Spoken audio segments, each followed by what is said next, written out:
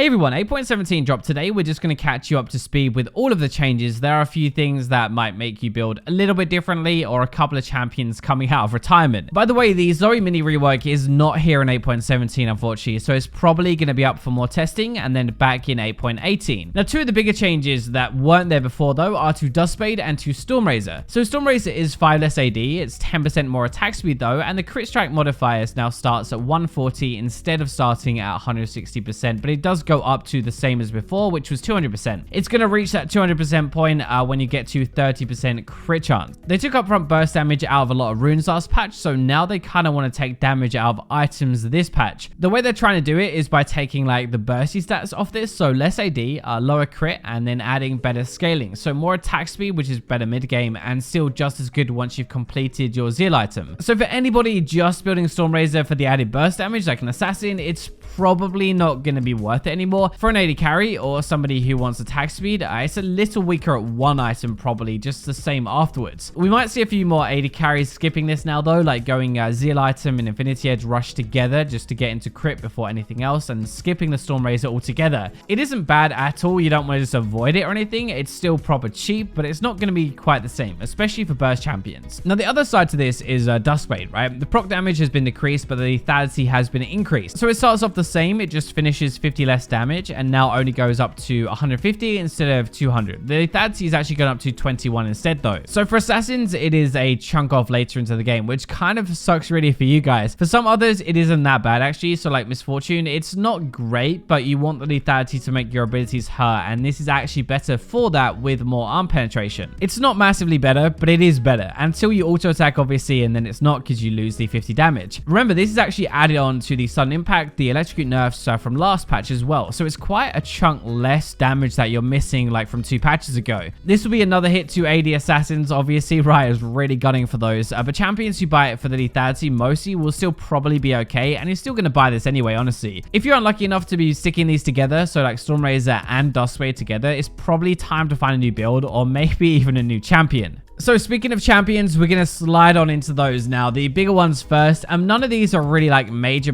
changes, but they are going to shift things just a little bit. So like Cassidy, for example, the ultimate cooldown has been decreased at early rank. So the cooldown is now 5, 3.5, and 2 from 6, 4, and 2. Its buffing is early to mid game with this. And remember, it will be lower with any cooldown reduction that you do have from items or from runes if you get it. But you get back to lane quicker and you roam quicker as well. I think those are the main points actually. I don't think it's really about fighting. I mean, obviously it helps and stuff, like you're going to do a bit more damage, but it means you miss less CS, which means more gold, more farm, and faster scaling. So that's if you get back to lane faster, but you're going to get to team fights quicker, you get to other lanes quicker as well. Like that stuff is what could make a massive difference, I think. If you're just there in time, right? Like you get there a bit earlier and you turn it around. So it's more like indirect, but I think it could be a really good buff if you can just move around a bit faster early. Irelia is actually also getting a buff. After all of these nerfs that we've had recently for Irelia, bringing her down and down and down, we've actually got something good. So the Q bonus damage to minions has been increased, and it is up to 100% now from 70%. The good part about this, I think, is that, well, obviously you can CS to start with, right? Just a little bit better. It should be more gold, more farm. Everybody loves more gold, more farm. That's great. But on a lot of the plays that you want to make, you kind of rely on getting the reset. So in theory, that would mean more plays or more successful plays, maybe more jumps is easier to jump, I guess, as well, a bit more reliable, and you get that all-important reset, and that is actually what I think can make a difference. It might open up a few more kills with that extra jump, or like a few more escapes and stuff like that. It's just a little bit more reliable, as I said, because you stand a higher chance of actually getting the reset and finishing off, and not just leaving it with low health. Kayn is one that will be building lethality and Duskblade, so remember that and keep that in mind when we're talking about the buffs. But its E duration has been increased early, and the Shadow E movement speed increased as well. So the duration is up 2 seconds, rank 1. It starts at 7 now, and it ends at 9. But the Shadow Assassin bonus move speed is 10% higher, up to 80%. So last time we did a video on this, Mini Zergling in the comments pointed out that this is basically like having the old rank 3 now at rank 1. And as a Kayn main, he said he can really feel the difference when he does start to rank it up. Like, it just feels really good when you have extra time in in there. So this actually might boost Kayn up a good amount. It might be a really good buff. It is your escape. It's like your main playmaking tool, your ganking tool, your juke tool, I guess, if you want to call it that as well. I think Kayn is busted once you get transformed. So honestly, making his early game stronger is kind of scary, actually. Like, this could be really good for him. He always floats around like as a really popular jungler, but he's never like takes off massively because his early game just isn't that good. Like, you do have to get transformed, but this might buff his weak stage and help him get to his powerful one a bit easier. Now, Annie's range is going to be increased this patch up to 625, and this is actually a revert from a very, very long time ago in Season 5. So we already know that high range makes her much safer and much more annoying to play against, and this was aimed at reducing her power before, so it will be a good buff. She is supposed to be a lane bully, really, like harass them down. That's kind of why you would pick her, but obviously we mostly just like flash ult, and that's it. We blow our load, and then we go back to farming. The idea with the buff, though, is that you can poke a bit more in lane with your auto attacks, right? You can farm a bit safer, and it's not just about pressing R anymore. Like, it's about denying farm and getting a lead that way. So Bard's ultimate cooldown has been decreased as well. 20 seconds less rank 1 down to 110 seconds, then 15 off rank 2 and 10 less rank 3, ending at 80 seconds. Bard actually has so much damage in the lane phase already, it's ridiculous. You can pick him and you can probably smash pretty easy, but it's after that that's the problem. A lot of what makes him good is catching people with his ultimate, and Riot is hoping that if they lower the cooldown on this, you're going to be using it more, which means more plays, you're going to make him better, more game-winning plays as well, without touching his damage or anything like that. I don't know what else you could really buff about him. You can't touch his damage, in my opinion. Like, late game Bard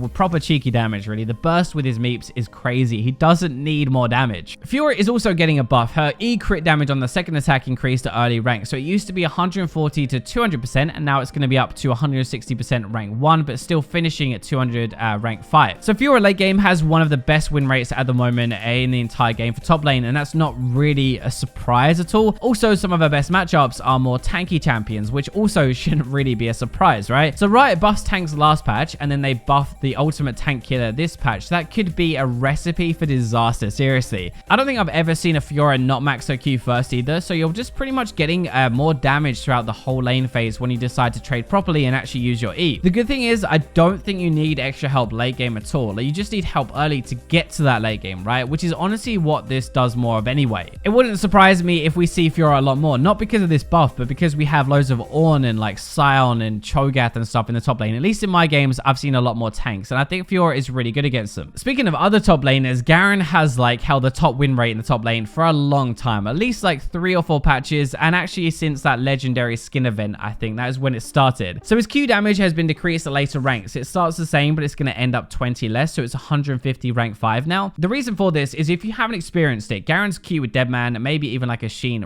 really hurts, like really hurts, and especially if you max it. I don't think 20 damage off is going to make me feel much better as an AD carry, but if that's how you repeatedly trade in the lane phase, then obviously it will add up over time, over like 10 trades or something. So Rengar, now remember, we had Duskblade nerf, Stormrazor nerf, Electrocute nerf, Sun Impact nerf, and he already wasn't a beast before that. So they're going to be lowering his ultimate cooldown early game. The cooldown is now 110 to 70 instead of 130 to 70. The idea is that if he's going to be doing less damage, we're going to let him use that damage a bit more often instead. It could be even less with some cooldown reduction, remember, so that is really good. It should also mean that he gets stronger or has more impact as soon as he hits level 6, because let's be honest, right, whenever your ultimate is off cooldown, that's kind of like your go button, right? You go do something. Master Yi has some stuff as well. W cooldown decreased and damage reduction increased early, so a double buff. The cooldown has been lowered to 28 seconds, which was actually 35 before, and the damage reduction starts off at 60% now, ending up at 70%. So Riot's explanation for this one is so strange. So basically, they think people never use this during combat, but only afterwards to heal back up. So to fix that, they're going to be buffing the cooldown and also the damage reduction to make people actually use it in a fight. I am not a Yi main. I don't play a lot of him at all, but don't you mostly use this for the auto attack reset anyway? I thought that was kind of the idea. You switch it on and off to get the auto reset. Maybe I'm wrong. I don't know, but I kind of like this though. It's less face roll than just giving him more damage. A Yi is not that bad at the moment, and I don't think giving him damage is the right way to do it. So let's get into my least favorite one of the video. Kind of biased, I know, but Varus's base health has been decreased by 50 because his health per level is up 3, and it basically evens out at level 18. You guys know I'm a Varus main, right? I love playing Varus anyway. I really don't like this change because it's probably aimed at pro play to start with, but Riot say he's a long-range poke champion, so you should be able to kill him when you get on top of him. You already can do that. Like, he has no mobility. It is not that hard to jump on his face at all. This makes more sense with the lethality poke setup for sure, but we don't really see it that much in solo queue. It's just not as good as attack speed or not as reliable. It just seems to like really hit his attack speed builds as well. Like where you need to auto quite a few times to rack up damage, it's kind of just like, oh, it feels like a lazy nerf that hits one build but messes up the others as well. Yorick has also got his Mistwalker damage decreased. So the 80 growth is going to be down from levels 2 to 7, but it's going to be up from 8 onwards. This is really just making his lane phase a bit weaker. So apparently you can play around these Mistwalkers and just not take that much damage. But if you don't know how to do that, and I don't know how to do that, to be honest, you get smashed by them. So they're now going to be making them much weaker in the early lane phase, then trying to even them out mid to late game as well. But it's weird. Like if you can dodge the damage, if you know what you're doing, like you're lowering it at the same time, surely that makes Yorick a lot weaker versus people who actually understand the matchup. His tower taking is still there though. His burst is still really good, so that is fine. It's mostly just his early trades and poke that will take a hit from this. So Wukong now has a level 1 bonus attack speed, 8% at level 1, and this is 100% just aimed at the jungle Wukong. Attack speed at level 1 really just means that you clear a bit faster and you stay healthier in the jungle. It's really good as a jungler to have some attack speed. That's all this is. They've nerfed him a lot recently, but he had some insane win rates in every single role, honestly. It was kind of justified. It won't change that much from mid and top lane with this buff, but it will help if you want to play him as a jungler.